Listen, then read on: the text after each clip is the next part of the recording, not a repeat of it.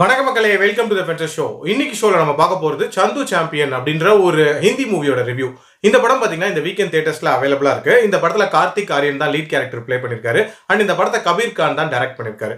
இந்த படம் ஒரு இன்ஸ்பைரிங் ஸ்போர்ட்ஸ் பயோகிராஃபி அப்படின்னே சொல்லலாம். ஒரு அன்சங் ஹீரோவோட கதையை இந்த படத்துல சொல்லியிருப்பாங்க.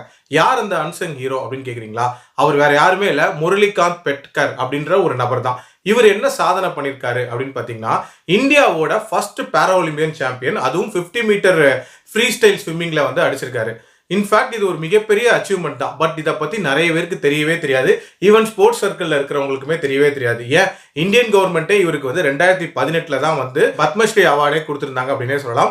அப்படிப்பட்ட ஒரு நபரோட கதையை வந்து இந்த படத்துல காட்டியிருப்பாங்க. இவரோட சின்ன வயசுல இவர் தன்னோட ஃபேமிலியோட மகாராஷ்டிரால இருக்கிற இஸ்லாமாப்பூர் அப்படின்ற ஒரு பகுதியில் வாழ்ந்துட்டு இருக்காரு. அந்த டைம்ல இவர் ஒரு ஒலிம்பிக் சாம்பியனை பாக்குறாரு. அவர் வேற யாருமே இல்ல, கேடி ஜாதவ். இந்தியாவோட ஃபர்ஸ்ட் ஒலிம்பியன், அதுவும் இண்டிபெண்டன்ட் இந்தியாவோட ஃபர்ஸ்ட் ஒலிம்பியன் இவர் தான். பிரான்ஸ் மெடல் அடிச்சிருப்பாரு ரெஸ்லிங்ல. இவரோட வருகையை வந்து இவர் பாக்குறாரு. அவருக்கு கிடைக்கிற ரிசப்ஷன் எல்லாம் பார்த்து ஒரு விதமா ஆரவாரத்துக்கு உள்ளாகிறாரு.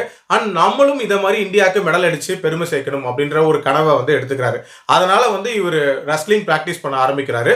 ஒரு நல்ல ரெஸ்லரா டெவலப் ஆயிட்டு இருக்காரு.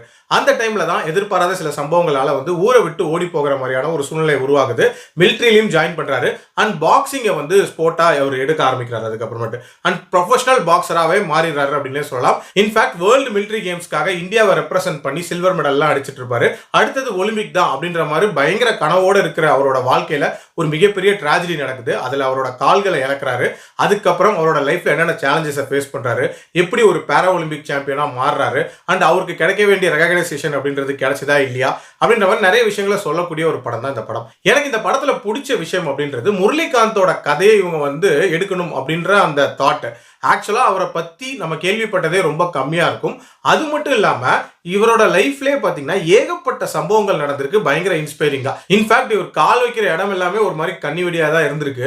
அதெல்லாம் தாண்டி இவர் லைஃப்ல கஷ்டப்பட்டு ஜெயிச்சு ஒரு விதமான சாதனை பண்ணியிருக்காரு.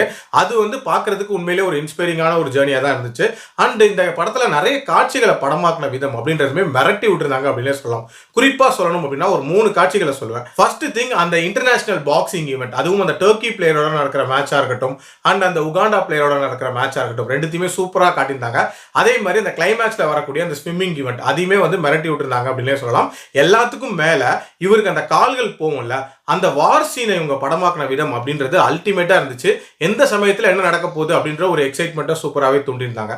அதே மாதிரி இந்த படத்துல கார்த்திக் ஆரியனோட எஃபர்ட்டுக்கு வந்து கண்டிப்பா கிரெடிட்ஸ் கொடுத்தே ஆகணும். சூப்பரா தன்னோட உடம்பை டிரான்ஸ்ஃபார்ம் பண்ணிருக்காரு. இன்ஃபேக்ட் ஒரு அத்லீட்டா பக்காவா பொருந்திருந்தாரு அப்படின்னே சொல்லலாம். எனக்கு இந்த படத்துல பிரச்சனையாப்பட்டது என்ன அப்படின்னா, இவங்க கொஞ்சம் எக்ஸ்ட்ரா ஃபிளேவர்ஸ் ஆட் பண்ணிருப்பாங்க இந்த படத்துல. ஒரு மாதிரி சினிமாட்டிக் லிபர்ட்டியை யூஸ் பண்ணி அந்த விஷயங்கள் தான் இந்த படத்துக்கு ஒரு விதமான நெருடலா இருந்துச்சு அப்படின்னே சொல்லலாம். ஆல்சோ ஒரு ப்ராப்பர் ஸ்போர்ட்ஸ் டெம்ப்ளேட் படி தான் இந்த கதை போகும். ஸோ அடுத்து என்ன நடக்க போகுது அப்படின்றத நம்ம ரொம்ப ஈஸியாவே ப்ரெடிக்ட் பண்ணிடலாம். அதனாலேயே ஒரு சில இடங்கள் கொஞ்சம் லேகா போற மாதிரி இருக்கும். ஸோ அந்த இடங்கள்லாம் இன்னும் கொஞ்சம் ஸ்கிரீன் பிளே அப்படின்றது எங்கேஜிங்கா கொடுத்துருக்கலாம். மற்றபடி இது ஒரு குவாலிட்டியான படம் தான். என்னோட ரேட்டிங் இந்த படத்துக்கு 3.25 out of 5. அடல் கண்டென்ட்லாம் இல்ல, கிளீன் வாட்ச் தான். மீண்டும் அடுத்த விமர்சனத்தில் சந்திக்கிறேன். நன்றி, வணக்கம்.